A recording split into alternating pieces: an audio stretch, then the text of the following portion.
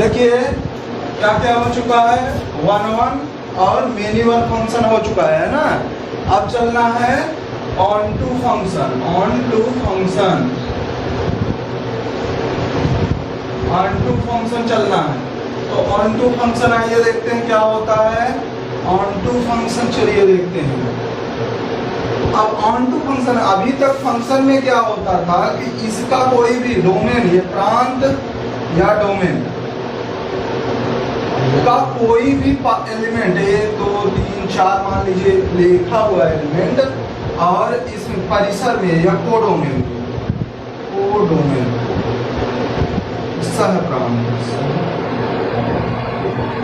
सह प्रांत में 1 2 3 मान लीजिए है। तो अभी तक क्या होता था कि कोडोमेन में बहुत से एलिमेंट होते थे, 4 5 6 7 8 कुछ भी हो सकता था, ठीक है ना। लेकिन अब क्या होता है कि वन टू फंक्शन में कि जिस तरह से ये जो है मान लीजिए ये इससे रिलेटेड है, यहाँ पे छूट जाएगा तो ये फंक्शन नहीं होगा।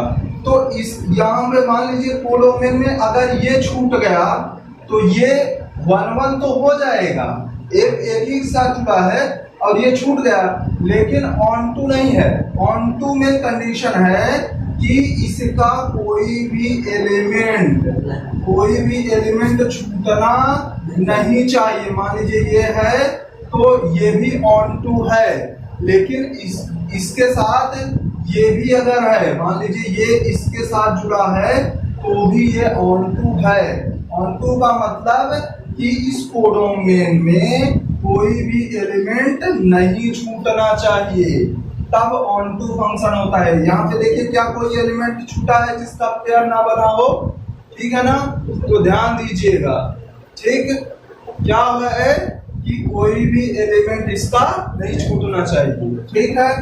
तो हम ऐसे फंक्शन को क्या कहते हैं जिसके कोडोमेन और रेंज, कोडोमेन और रेंज या परिसर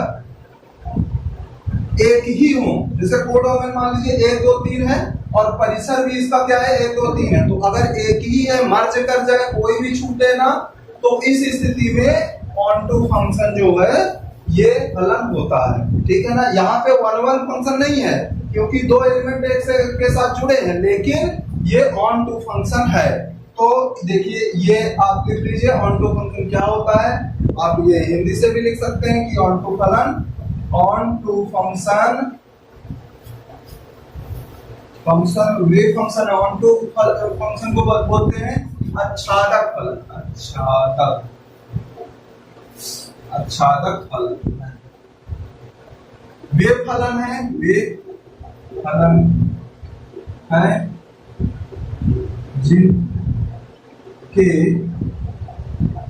जिनके कोडोमेन या सहप्रांत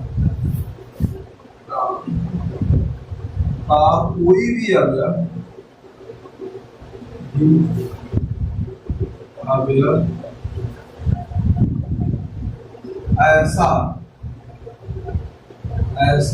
नहीं हो जिसकी प्री इमेज या प्रतिचित्र, प्री इमेज या प्रतिचित्र ना मिले, ठीक है ना। या तो रेंज और कोडोमेन बराबर होने चाहिए। ऐसा फलन जिसका रेंज और कोडोमेन बराबर हो, ऐसे फलन क्या कहलाते हैं, ऑन टू फंक्शन कहलाते हैं। तो मैं इसको शॉर्ट में भी लिख देता हूं। जिस फलन में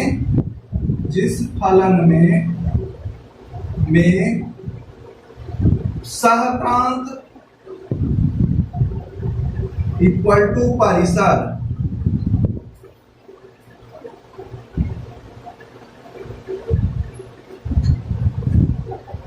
सहप्रांत इक्वल टू परिसर हो, ऐसे फलन को ऑन टू फंक्शन कहते हैं। आप लिख सकते हैं, ठीक है ना, दोनों सही है। तो इसका ऐसा एलिमेंट कोई ना मिले, मान लीजिए यहाँ पे 5 आ गया, तो ये जो है ऑन टू फंक्शन अब नहीं होगा, ठीक है ना।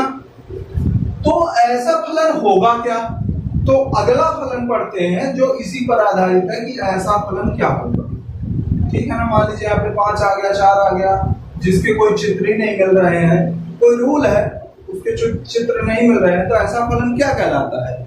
तो इनटू फंक्शन कहलाता है ऐसा फलन, इनटू फंक्शन। इनटू फंक्शन आइए देखते हैं क्या होता है इनटू फंक्शन। ठीक है ना, तो इसी फलन में देखते हैं इनटू फंक्शन क्या होता है। चलिए देखिए, इसका नाम हिंदी में होता है आच्छादित फलन।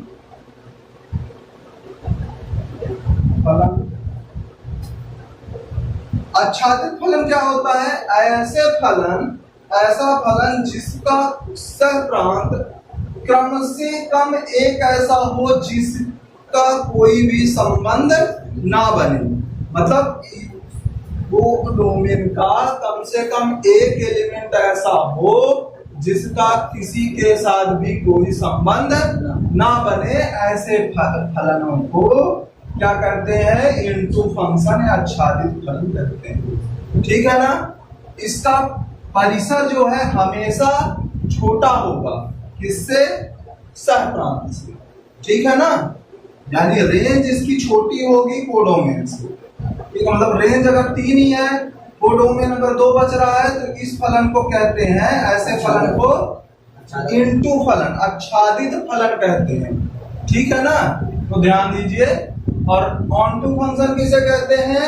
वे फलन जिसके प्रांत और परिसर दोनों एक ही हो, अलग अलग ना हो, कोई भी ऐसा फलन ना हो जो छूटे, ऐसे फलन को आच्छादक फलन कहते हैं। और ऐसे फलन को जिसमें इसके साथ ऐसे कुछ एलिमेंट हो जिसका पेयर नहीं बन रहा है, ऐसे फलनों को आच्छादित फलन कहते हैं। तो लिख लेंगे, इसमें ऐसे या आच्छादित फलन वे फलन होते हैं जिनके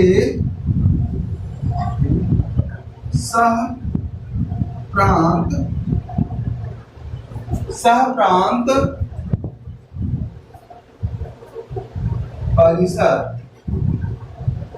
से बड़े होते हैं।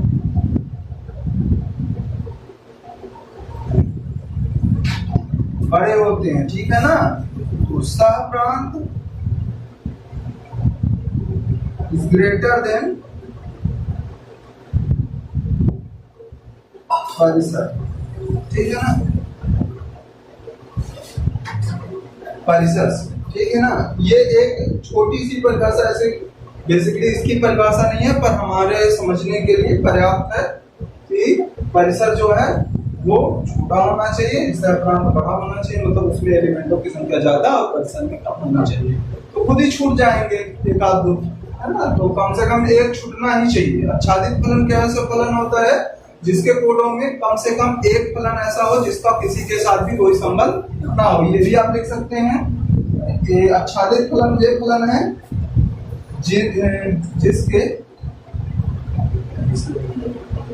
ऐसे फलन जिसके कोडोमेन में एक अवयव, कोडोमेन में कम से कम एक अवयव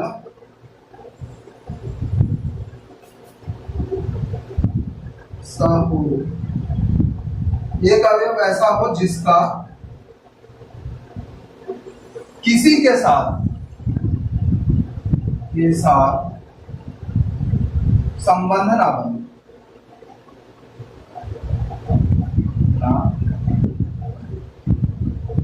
ठीक है, तो ऐसे फंक्शन। ठीक है ना, तो ऑनटू फंक्शन। चलिए, एनटू फंक्शन कोई बात नहीं है, एनटू फंक्शन के बारे में हमको बहुत ज्यादा जानकारी इकट्ठी नहीं करनी है, क्योंकि हम जो है इसकी चर्चा कर रहे थे, तो यहाँ पे हमने बता दिया। अब देखिए, जो मुख्य चीज है कि हम ऑनटू फंक्शन को कैसे प्रूव करेंगे, बहुत मान लीजिए रियल नंबर पे निकालने के लिए एक ऑन टू फंक्शन आ गया तो हम ग्राफ बनाएंगे 1 1 2 2 ऐसे, तो हम उसको प्रूव करने की कोशिश करेंगे और देखेंगे कैसे प्रूव कर रहे हैं। तो आप इसको वीडियो को पॉज करके आप इसको लिख सकते हैं, नोट कर लीजिए। तो चलिए हम इसको प्रूव करना सीखते हैं कि 1 1 फंक्शन को कैसे प्रूव करते हैं, ठीक है ना। तो प्रूव करने के लिए क्या जरूरी है, प्रूव देख ले चला लाने के लिए, ठीक है ना। तो प्रूव करने के लिए क्या जरूरी है, चलिए चेक करते हैं। तो पहले हम मान लीजिए कोई एक रियल नंबर दिया रहेगा, सेट दिया रहेगा, जिसपे हमको फंक्शन डिसाइड करना है कि फंक्शन होता क्या है। तो फंक्शन किस पर डिफाइंड है, मान लीजिए रियल नंबर पर हमको देखना है फंक्शन -∞ टू +∞ पर देखना है। फिर कोई ना कोई एक फंक्शन दिया रहेगा जिसको देखना रहेगा कि हाँ भाई ये कौन सा फलन है, 1 1 है कि ऑन 2 है कि मेरी 1 है कि मेरी ऑन 2 है कि 1 1 ऑन 2 है, और ऑन 2 फंक्शन हमको चेक करना है। हमको चेक करना है तो मान लीजिए इसी बस को चेक करना है कि दिया गया फलन क्या ऑन 2 फंक्शन है कि नहीं। तो मुद्दे की बात यही है। तो मान लीजिए कुछ भी फलन यहाँ पे दे दिया, कोई भी फलन दे दिया, अगर कोई भी फलन दे देता है, कुछ भी मान लीजिए दिया है ये 3x² + 4 मान लीजिए दिया है, यहाँ पे ये फलन दे दिया। अब हमको क्या करना है, अब हमको इसके बराबर कुछ लेना है, मतलब जैसे हमको प्रूफ क्या करना है, तो मैं बता दूंगा। fx = y लेना है और x की वैल्यू निकालनी है, और x की वैल्यू निकालनी है। fx = y लेना है और x की वैल्यू निकालनी है। यदि x, तो क्या होता है 1 1 फंक्शन के लिए क्या जरूरी है, fx = y होना जरूरी है। अब fx = y मतलब क्या कि x की वैल्यू हम निकालें तो x प्रत्येक मान के लिए डिफाइन होना चाहिए, क्योंकि x कहाँ पे है, बिलोंग करता इसके अंदर। तो x जो है जब भी हम y की कोई भी वैल्यू रखें तो वो x कहाँ है, इस मान के अंदर आना चाहिए, ठीक है ना। तो हमारा फंक्शन तभी आएगा। तो ध्यान दीजिए, तो x प्रत्येक ऐसे लिखते हैं, x y के प्रत्येक मान के लिए परिमित हो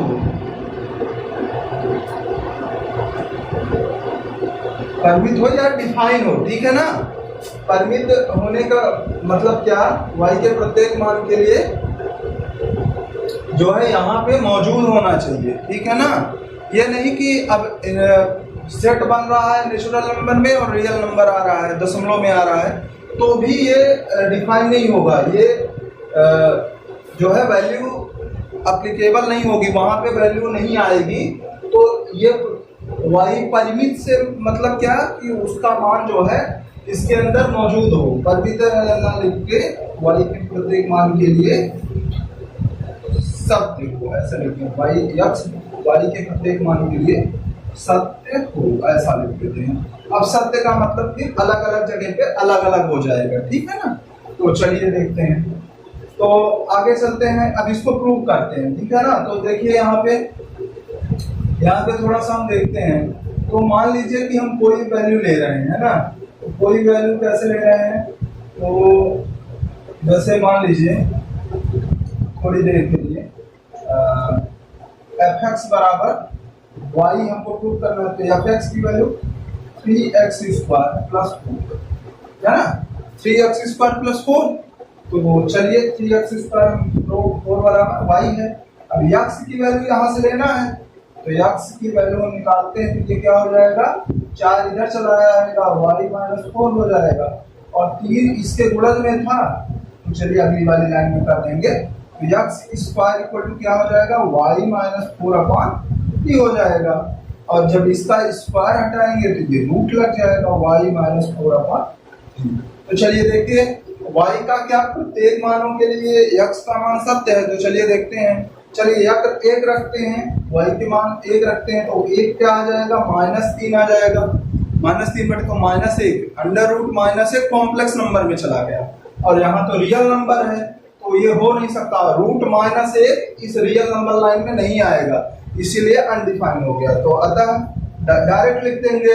अगर यार मान लीजिए y बराबर हम 1 लिखते हैं, ये हो जाएगा -3/3, काट भी देते हैं तो x बराबर क्या आएगा, -√1, है ना। ये कॉम्प्लेक्स नंबर हो गया, ये तो है नहीं यहाँ पे, तो क्या अतः जो है दिया गया फलन क्या है, एकाकी नहीं, आच्छादक नहीं है। आच्छादक का मतलब क्या, अच्छा अब चलिए ठीक है ना, अतः लिख देते हैं, अतः दिया फलन आच्छादक नहीं।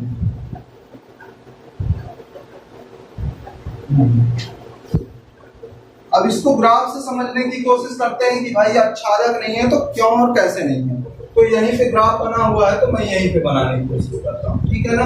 तो मैं कुछ नंबर माइनस के लेता हूँ, कुछ नंबर प्लस लेता हूँ, 1 - 1 2 3 मान लीजिए, और ये 1 प्लस ले लिया, 1 2 और 3, 1 0 ले लिया, चलिए ठीक है ना।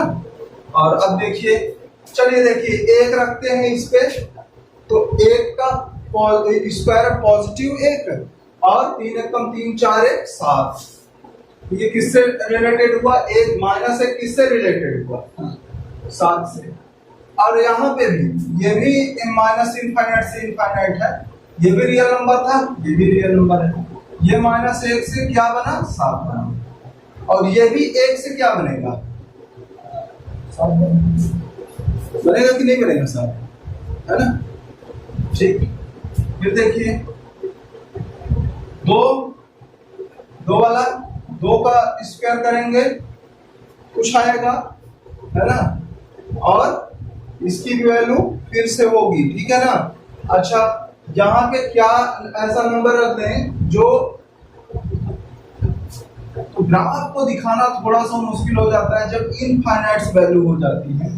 -2 रखेंगे तो -2 दूनी 4, 4 3 12, 12 4 16, तो 2 16 से बनेगा, और +2 भी 16 से बनेगा, आप चेक कर सकते हो।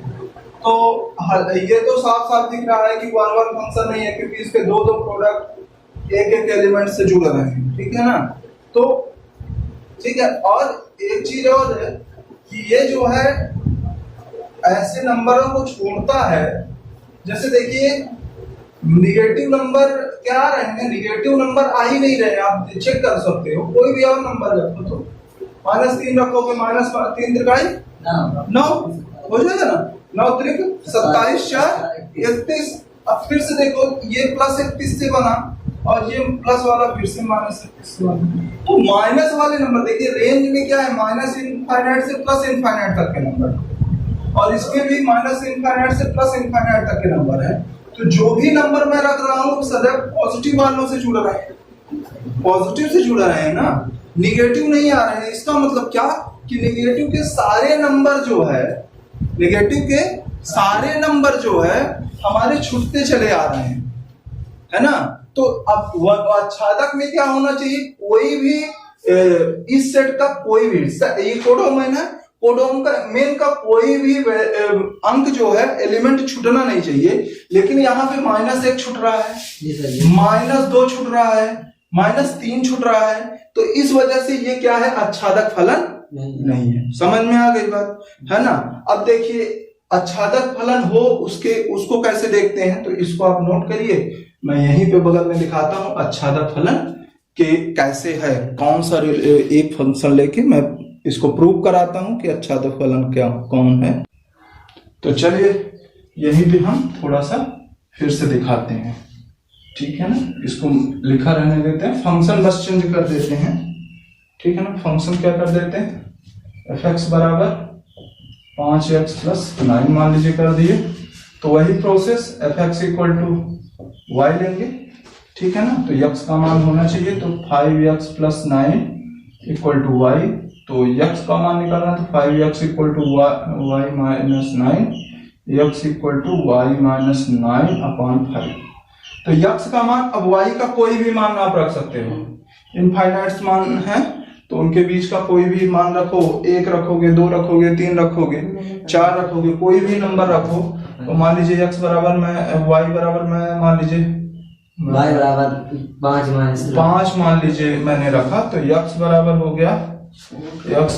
गया 5 माइनस 9/5, तो ये आ गया -4/5। तो कोई भी आप मान रखो, कभी इनफाइनाइट नहीं आ सकता, कभी माइनस इनफाइनाइट नहीं आ सकता, ठीक है ना। और आप फाइनाइट वैल्यू रखोगे तो नहीं आ सकता इनफाइनाइट, और कॉम्प्लेक्स नहीं आ सकता, मतलब रूट में माइनस नहीं आ सकता। तो मतलब आप कोई भी नंबर रखोगे तो डिफाइन ही रहेगा, यक्स डिफाइन ही रहेगा। आप कोई भी ऐसा नंबर नहीं रख सकते जैसे यक्स अनडिफाइन हो जाए। तो आप इसकी वैल्यू निकाल सकते हो, ये -0.845 तो ये हो जाएगा। तो ये भी रियल नंबर है, तो दशमलव वाली वैल्यू बिल्कुल होंगी इसके अंदर भी।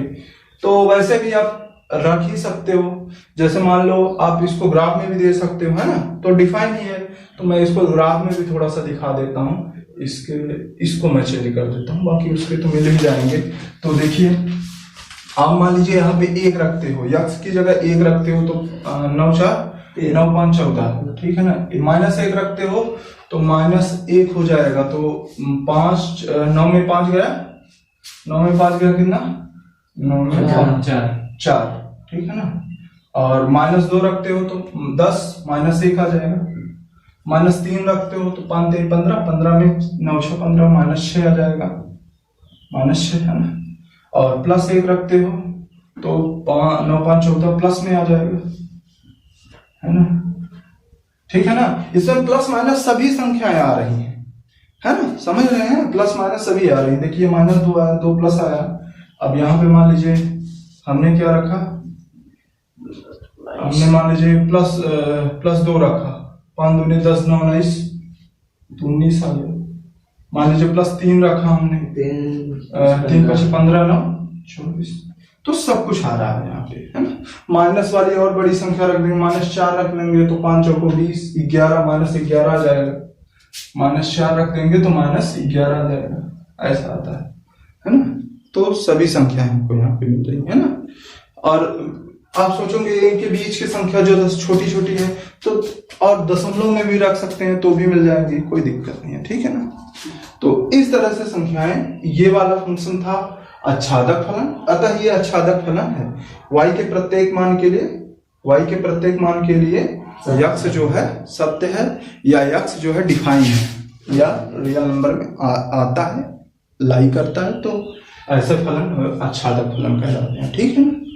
समझ रहे हैं। y का कोई भी मान ऐसा नहीं रख सकते, y का ऐसा कोई भी मान नहीं रख सकते आप जिसपे यक्स अनडिफाइन हो जाए, या यक्स का मान आपको ना प्राप्त हो इस रियल नंबर से। अगर आप ऐसा मान रख लेते हो कोई एक भी y का, तो दिया गया फलन आच्छादक नहीं है। अगर नहीं रख पाते हो y को कोई भी मान, तो दिया गया फलन आच्छादक है। तो ये दिया गया फलन अतः दिया फलन आच्छादक है, फलन आच्छादक है, ठीक है ना। ऐसा कोई भी मान नहीं है जिसमें यक्स जो है अनडिफाइन करे। धन्यवाद। चलिए आप शुरू करते हैं अगला फलन 1/2 फंक्शन ऑन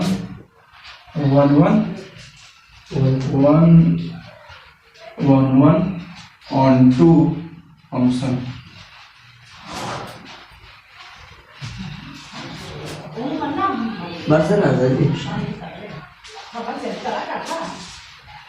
नीचे भैया चलिए देखा जाए 1/2 फंक्शन, एकाकी आच्छादक फलन, ठीक है ना, एकाकी आच्छादक फलन।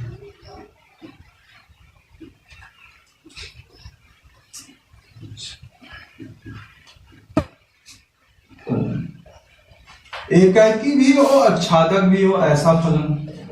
तो देखिए एकाकी और आच्छादक फलन दोनों, तो सीधी सीधी बात है कि अब ऐसा फलन हमको ढूंढना है जिसका संबंध 1 से हो और कोई भी एलिमेंट खाली भी ना हो।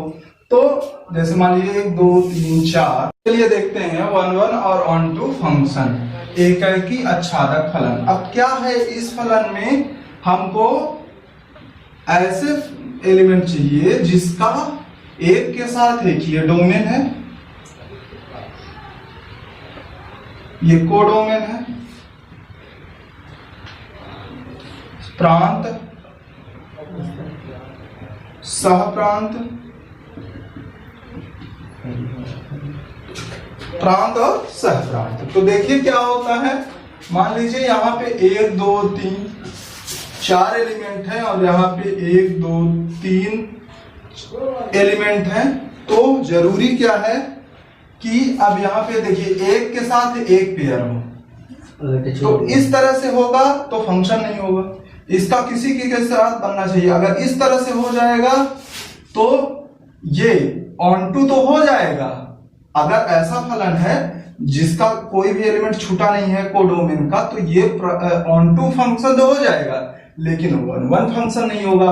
1 1 फंक्शन के लिए एक के साथ एक ही जुड़ा होना चाहिए। देखिए दो जो है एक ही के साथ जुड़े हैं, तो ऐसा फलन जो है नहीं होगा। अब कैसा फलन होगा, जस्ट ऐसा फलन होगा जिसमें एक एलिमेंट एक ही के साथ जुड़ा हो और कोई भी एलिमेंट कोडोमेन खाली ना हो। तो ऐसे फलन को कहते हैं 1 1 ऑन टू फंक्शन। इसको प्रूव कैसे करते हैं, तो ग्राफिकल रिप्रेजेंटेशन था। प्रूव करने के लिए हम दोनों रूल अप्लाई करते हैं। एक f(x) बराबर fy भी एप्लीकेबल है, ये 1 1 प्रूव करते हैं, और फिर fx के लिए हम लोग y यूज करते हैं, और x का मान क्या होना चाहिए, x का मान x y के प्रत्येक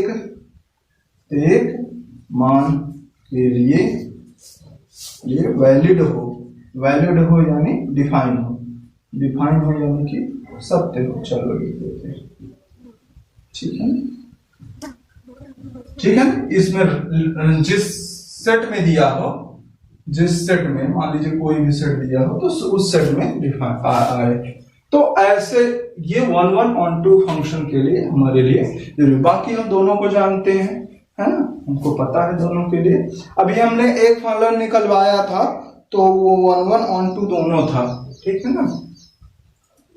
तो ठीक है।